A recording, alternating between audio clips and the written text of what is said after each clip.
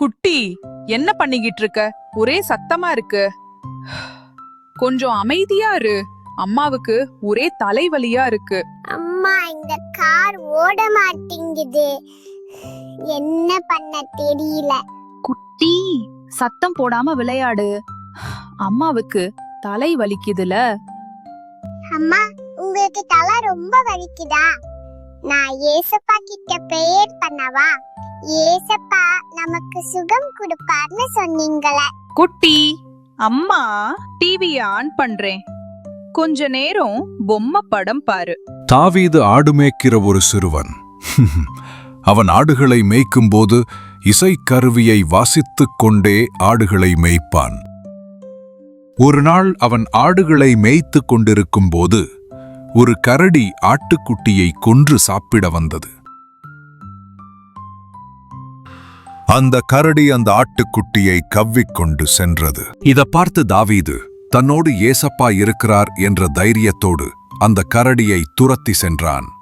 அந்த கரடியை தாவீது கொன்று அந்த ஆட்டுக்குட்டியை தன் தோளில் மேல் போட்டுக்கொண்டு மந்தைக்கு வந்தான். குட்டி, ஏசப்பா தாவீது கூட இருந்தாங்க, அதுபோல உங்க கூடயும் இருக்கிறார். குட்டி, இன்னைக்கு உங்களுக்கு ஒரு வசனம் சொல்லித்தர சொல்றீங்களா? ராஜா தானியேலை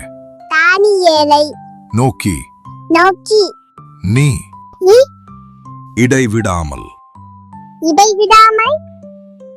ஆராதிக்கிற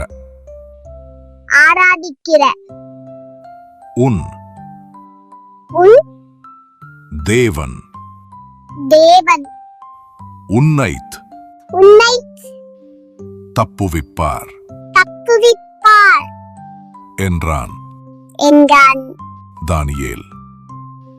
தானியேல் 6ஆம் அதிகாரம்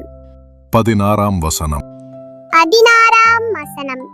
ராஜா தானியேலை நோக்கி, நீ இடைவிடாமல் ஆராதிக்கிற உன் தேவன் உன்னை தப்புவிப்பார் என்றான். தானியேல் 6ஆம் அதிகாரம் 16ஆம் வசனம். ராஜா தானியேலை நோக்கி, நீ இடைவிடாமல் ஆராதிக்கிற உன் தேவன் உன்னை தப்புவிப்பார் என்றான். தானியேல் 6ஆம் அதிகாரம் 16ஆம் வசனம். Praise the Lord. God bless you.